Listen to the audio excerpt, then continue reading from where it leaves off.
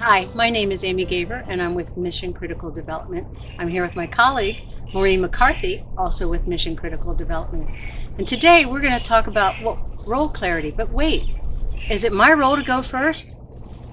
It is your role to go first. Oh, it's so good to know that. I think role clarity is one of the hot buttons for us on project management. So Maureen is going to share some hints with us about how to achieve the all-important role clarity on your project. So Maureen, thanks for talking with us about role clarity. Tell me, how does role clarity impact teams and organizations? That is a great question. So many people and organizations struggle with roles.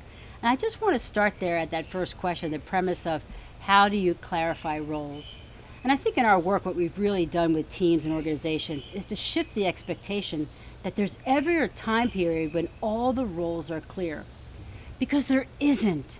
And I think that is one of the most important concepts that teams can learn is that role clarity is an endeavor that we're constantly striving towards. It's not like there's ever any one time where the clouds part and it's like, oh, all the roles are clear. And so it's the project team has to continually know that and recognize that and be able to make adjustments for that because roles will change with the life of the project. The project's never been done before. It's the first time that that group and that people has come together. And so it's uncertain sometimes what the roles are. Some roles are predictable and knowable, others aren't. And so, that ongoing endeavor is more like a daily practice. Make sure everybody has clear roles. What are some of the best ways to achieve clarity?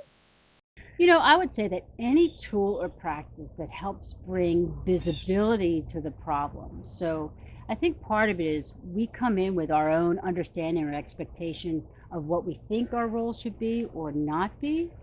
So we often don't challenge or even know to look that we're making assumptions about roles, about what I should do and what I think you should be doing. So any tool that helps to bring those assumptions and those conversations to light so that we as a team can work on them together is the perfect tool to use.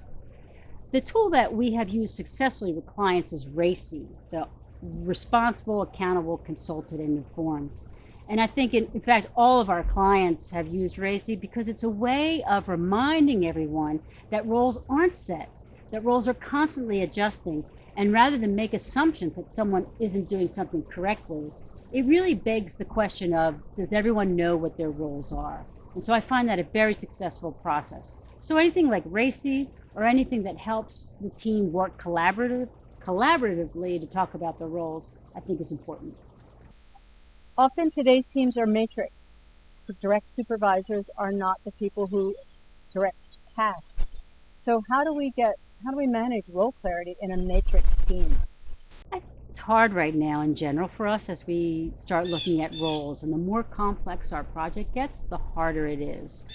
And so I think when we look at our projects, one of the things to keep in mind, and that we do with the organizations we work with, is to really hold to when that project comes together.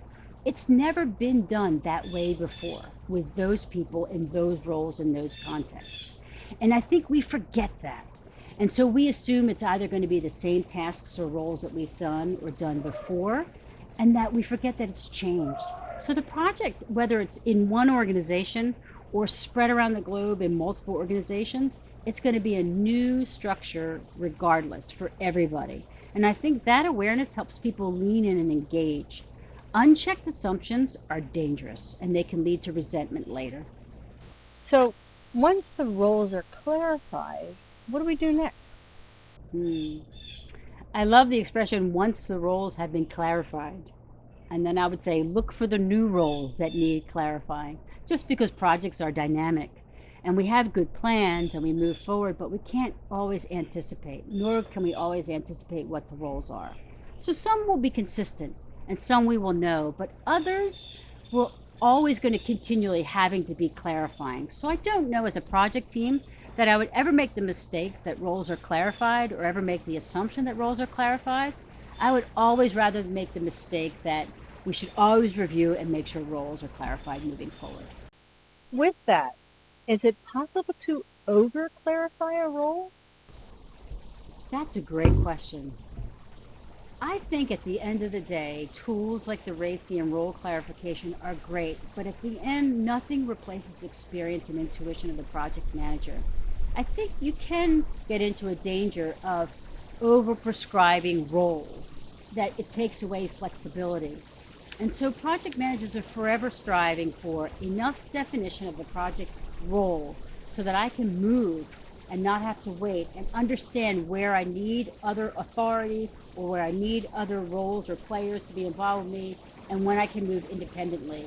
But if it's too strict and I don't have flexibility, that's hard. I think it's a dynamic or a conversation that if you engage in something like a RACI, that you as a team can have that conversation together. Because I do think that, there is a sort of over prescriptive danger that can occur. But like I said, that's down to experience of the project manager and understanding, what's that delicate balance between making sure there's clarity but not too much rigidity. Thank you for joining us today, and especially thank you, Maureen McCarthy, for sharing your insights about role clarity, I think a very important element of any well-run project.